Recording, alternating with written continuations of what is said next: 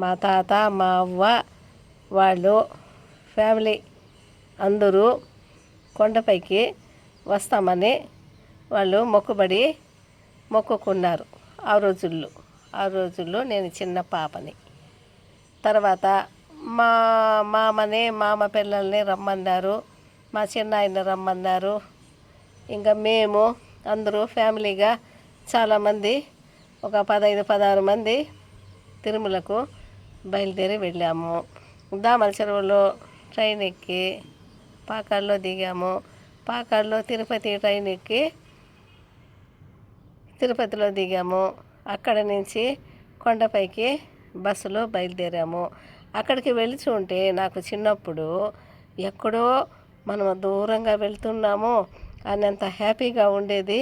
ఎక్కడికో వెళ్తున్నాము అని ఊర్లో కూడా నా దోస్తులతో అంతా చెప్పుకొని ఎగురుకుంటూ గంతులు వేసుకుంటూ అమ్మ నాన్న అవ్వ తాత వాళ్ళ ఫ్యామిలీతో నేను చిన్న పాపని వెళ్ళాను. వాళ్ళు ఏం చేశారంటే తిరుపతి నుంచి తిరుమలకు వెళ్ళారు, బస్సులో వెళ్ళారు. వాళ్ళు బస్సులు అప్పుడు తక్కువగా ఉండేది. ఆ బస్సులో వెళ్ళేటప్పుడు అసలు మనము దేవుడి దగ్గరికి వెళ్ళే లోపల ఈ కొండ ఎక్కే లోపల మనం ఏమైపోతామో అని బాగా భయపడేవాళ్ళు. తర్వాత బస్సు ఎక్కిన తర్వాత బస్సు కదిలాక అప్పట్లో బస్సు స్టార్ట్ అయింది మొదలు కొండ మీదకి వెళ్ళేంత వరకు ఆ మలుపులు తిరిగేటప్పుడు ఆ మెట్ట ప్రాంతంలో ఎక్కేటప్పుడు భయపడిపోయి అందరూ బస్సులో వాళ్ళందరూ కూడా గోయిందా గోయిందా అని అరిచేవాళ్ళు. ఆ గోయిందాకు కూడా మా అవ్వ స్టోరీ ఒకటి ఉంది. మా అవ్వ ఏం చేస్తుందంటే ఎప్పుడైనా ఇంట్లో దేవుడికి పూజ చేసిన తర్వాత మధ్యాహ్నం భోంచేయక ముందు ఆమెకు ఉన్నటువంటి ఒళ్ళంతా చెమటలు పట్టిపోయేది. మా అమ్మమ్మ ఆమె గోయిందా గోయిందా అని అరిచేది. ఆమె గోయిందా గోయిందా అని అరవడం వలన ఆమె శరీరం అంతా చెమటలు పట్టిపోయేది. అందరూ వచ్చి ఇంట్లో ఉండే వాళ్ళంతా వచ్చి ఆ ముఖం మీద నీళ్లు చల్లి ఆమెకు దేవుడి దగ్గర ఉండే విభూది బొట్టు కుంకుమ ఏదో ఒకటి ఆమె నుదుటిన పెట్టి ఆమెకు చేతులు కాళ్ళంతా రాసేవాళ్ళు. ఆ తర్వాత ఆమె లేచి కూర్చునేది. అదేమిటే అమ్మమ్మ ఇలా పడిపోయావు అని నేను అడిగేదాన్ని చిన్న పాపని. ఊర్లో వాళ్ళు అడిగితే కూడా ఆమెకి ఏమీ తెలియదంట. దేవుడు ఆమె శరీరం లేకొచ్చేసి గోయిందా గోయిందా అని చెప్పేసి ఆమె అరిచేది.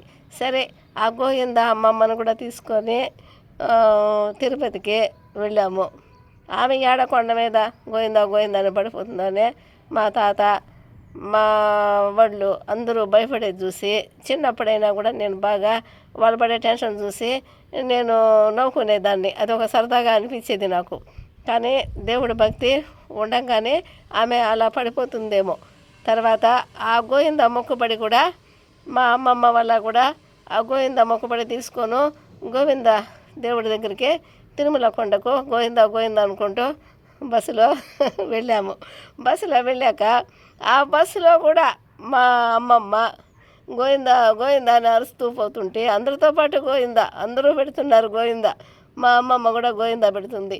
ఆ గోయిందా పెట్టేటప్పుడు మా తాత పడే టెన్షను ఆ ఒళ్ళు వణికిపోయి ఆయనకి గడగడ వణికిపోయి ఇదేమిటి గోయిందాను ఏమో ఆమె పేరు జయ ఏమి జయ గోవిందా దగ్గరికి ఆ దేవుడి దగ్గరికి పిలుచుకొని పోతున్నాము కదా, నువ్వెందుకు బస్సులో ఇలా గోయిందా గోయిందా నడుస్తూ మాకు ప్రాణాలంతా తీసేస్తున్నావు, మేము భయపడిపోతున్నాము అంటే, అయ్యో నాకేం తెలుసు, నాకు తెలియకుండా నేను గోవిందా పెడితే నా మీదకి వస్తావని వాళ్ళ బస్సులో కొట్లాడుకునేవాళ్ళు.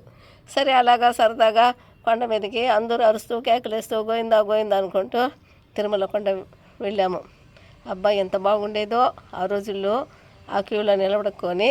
ఇంత జనాలా అప్పుడు తక్కువగా ఉండేవాళ్ళు. గుండ్లు కొట్టేవాళ్ళంతా గుండ్లు కొట్టేసేసి తర్వాత క్యూలో నిలబడుకొని భగవంతుని దర్శనం చేసుకొని అక్కడ వాళ్ళకి కావాల్సినవి దేవుడికి కావాల్సిన పటాలు అవన్నీ తీసుకొని ఇవి గంధపురాళ్ళు గంధము ఇట్లా నూరి పెట్టేవాళ్ళు దేవుడికి. ఆ గంధపు చెక్కలు పెద్ద పెద్దవి తీసుకొని బాగా దైవ దర్శనం చేసుకొని బాగా వాళ్ళు ఆ గుండ్లు కొట్టండి తలలోకి వచ్చి కర్చీపులు చుట్టేసి వాళ్ళు వస్తుంటే భలే బాగా సరదాగా ఉండేది వాళ్ళతో కూడా వస్తే. తర్వాత కిందికి వచ్చి గోవిందరాజుల స్వామి గుడి కూడా చూసుకొని, ఆయన కూడా వెంకటేశ్వర స్వామికి అన్న, ఆ దేవుడిని కూడా చూసుకొని పడుకొని ఉంటాడు. ఆయనేమో డబ్బులు కొలిసి కొలిసి అలసిపోయి అది ఆ చేరు లేకపోతే అదేదో పెద్దది కొలతేసేది ఉంటుంది, దాన్ని ఏమో అంటారు, సేరులాగా ఉంటుంది పెద్దది, దాన్ని కింద పెట్టుకొని ఆయన నిద్రపోతున్నాడు. ఆ టైం మించిపోయిందంట. ఆ డబ్బులు కొలిసి కొలిసి కొలిసి అలసిపోయి దానికి ఒక స్టోరీ ఉంది.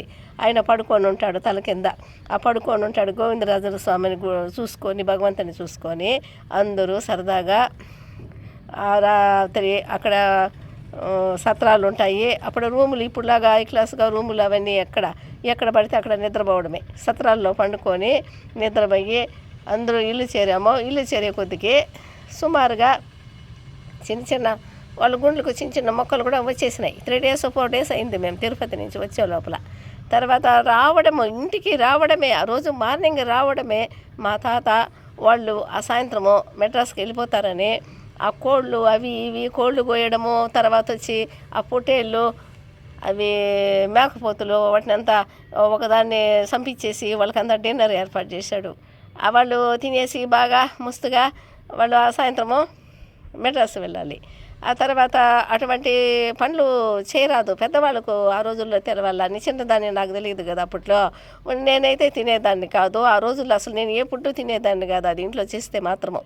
వాళ్ళు ఏం చేశారంటే అలా తినేసి వాళ్ళు బయలుదేరి వెళ్ళే కొద్దికి మంచి ఆవు, పాలిచ్చే ఆవు, అది మా తాత వాళ్ళదే. అడవిలో నుంచి రైలు గేటు దాటుకున్న తర్వాత ఉన్నట్టుండి పడిపోయి చనిపోయింది. ఊర్లో వాళ్ళు తెలిసిన వాళ్ళు అందరూ మా తాతను తిట్టారు, ఏమయ్యా నీ కొడుకు పోతాడు ఊరికి, తర్వాత వచ్చిన తర్వాత నువ్వు ఆ నరకడమో పెట్టడమో ఆ మాంసం పెట్టడమో అవి చేసుకొని ఉండొచ్చు కదా, నువ్వు ఇవన్నీ దేవుడి దర్శనం చేసుకొని వచ్చి ఇంటికి రావడంతో నువ్వు కొన్ని ప్రాణాలు తీసేసి వాళ్ళకు అలా మాంసం పెట్టావు కాబట్టి అది అలా జరిగిపోయింది అని అంటారు. దాని పేరు ఎర్రమట్టి ఆవు అనేవాళ్ళు. అది చనిపోయిందని నేను ఆ రోజుల్లో భలే బాధపడ్డాను. చనిపోయిండే చోటుకి కూడా అడవిలోకి వెళ్ళే కొద్దికి ఏ మెరగనట్టుగా కళ్ళు మూసుకొనింది. అది పాలు తాగేదానికి పోతే కూడా, పాలు తాగే చోటు పట్టుకుంటే కూడా, ఎక్కడైనా దాని మీద పండుకున్నా దాన్ని ఆ కాళ్ళ కింద దూరినా కూడా ఆ ఆవు ఏమి అనేది కాదు. అటువంటి మంచి ఆవు చనిపోయింది.